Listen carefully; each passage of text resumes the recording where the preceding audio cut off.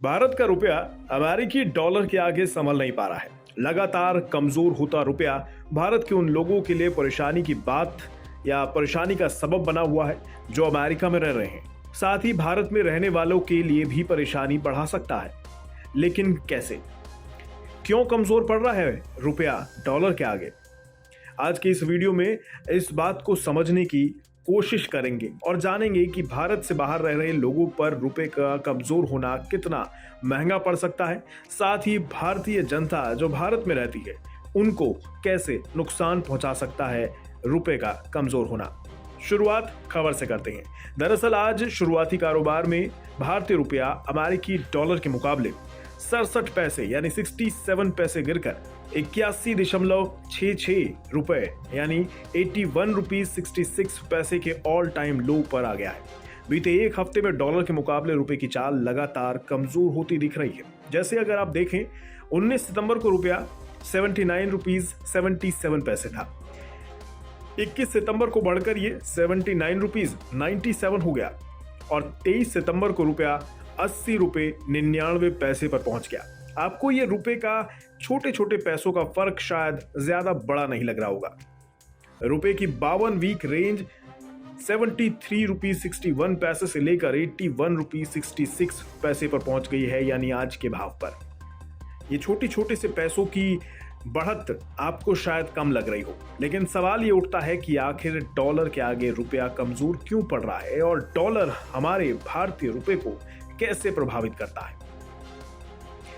इसका जवाब बड़ा सिंपल सा है। दरअसल फॉरेन रिजर्व के घटने और बढ़ने का असर करेंसी की कीमत पर दिखता है। अगर भारत के फॉरेन रिजर्व में डॉलर अमेरिका के रुपए के भंडार के बराबर होगा तो रुपए की कीमत स्थिर रहेगी। हमारे पास डॉलर घटे तो रुपया कमजोर होगा, बढ़े तो रुपया मजबूत हो जाएगा। अब आते हैं दूसरे सवाल पर, आखिर रुपया कमजोर हो क्यों रहा है? इसके भी चार जवाब हैं। पहला, विकसित देशों के इन्वेस्टर्स भारतीय शेयर मार्केट से पैसा निकाल रहे हैं। दूसरा, रूस यूक्रेन युद्ध के कारण ग्लोबल टेंशन अभी भी बनी हुई है। तीसरा, जोखिम कम करने के लिए सोने की तरह लोग डॉलर जुटाने पर भी जोर दे रहे हैं। और चौथा, हाल में अमेरिका के सेंट्रल बैंक ने ब्याज दर को 0.75% तक बढ़ा दिया है। अब आप सोच रहे होंगे कि रुपया डॉलर से ही प्रभावित क्यों होता है, दुनिया में तो और भी बहुत करेंसी है। इसका जवाब यह है कि दुनिया में 85% कारोबार डॉलर में ही होता है। दुनिया के केंद्रीय बैंकों में 64% विदेशी करेंसी के तौर पर यूएस डॉलर ही होता है।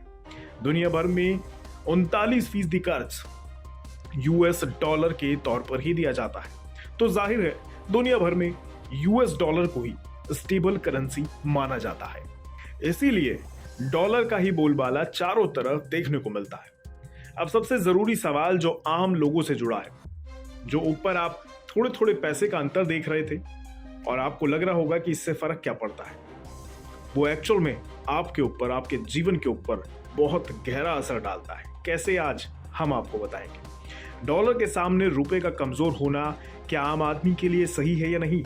इसका जवाब है, किसी के लिए रुपए का टूटना फायदे की बात हो सकती है और किसी के लिए ये नुकसान की खबर है, जिसमें भारतीय भी शामिल है। पहले आप फायदे जान लीजिए। फायदा किस किस के लिए है वो आपको बताते हैं। बिजनेसमैन के लिए एक्सपोर्ट करना फायदेमंद होगा। विदेशी पर्यटकों के लिए भारत में घूमने आना सस्ता हो जाएगा। भारतीय मेडिकल टूरिज्म इंडस्ट्री को भी इससे फायदा होगा। विदेश से डॉलर भेजने वालों को भी यहाँ फायदा होगा क्योंकि रुपए ज्यादा मिलेंगे।